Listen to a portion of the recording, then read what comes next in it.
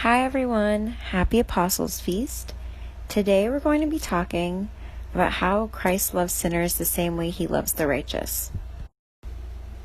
A long time ago, there were some people in Judea who collected money, and these people were called the tax collectors.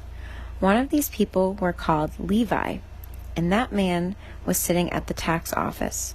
He was a tax collector in the customs office in an area called Capernaum, or a collector of the production task, or a collector of the land task.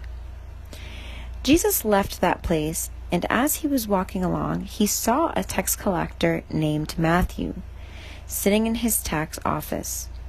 Jesus said to him, "Please follow me." The power of the word affected Levi, who was known as Matthew. The words of Jesus found their way into Matthew's heart. The words of Jesus were sweet and gentle.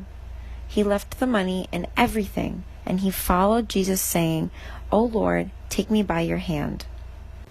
Jesus was the one who called Levi Matthew, because Matthew means the gift of God, and the man became one of the 12 apostles, also known as the disciples, whom Jesus chose to teach and preach the good news all over the world.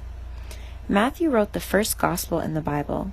He accompanied the rest of the disciples all the time, even after the ascension of Christ. He preached the good news in the land of Cush and Persia. He was martyred in the land of Cush in 62 AD. We all know that when someone is martyred, they die for their love of Jesus, or because they believe in him. When someone stabbed him with a spear, and he won the crown of martyrdom and the crown of the apostleship in heaven. From this story, we learn that we have to love God more than money and more than anything else in the world. It was so easy for Matthew to give up all the things that mattered to him, even though he was a tax collector and money was very important. He followed Jesus right away, and he asked him, "Lord, take me by your hand."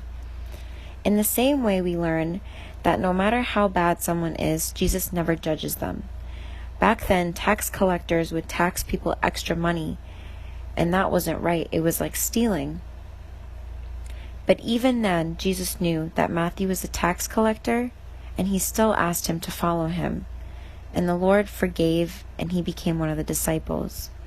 So we learn from this story that sometimes, even when someone does something bad to us or something wrong to us, we should never judge them, even if this person was just doing something wrong in general.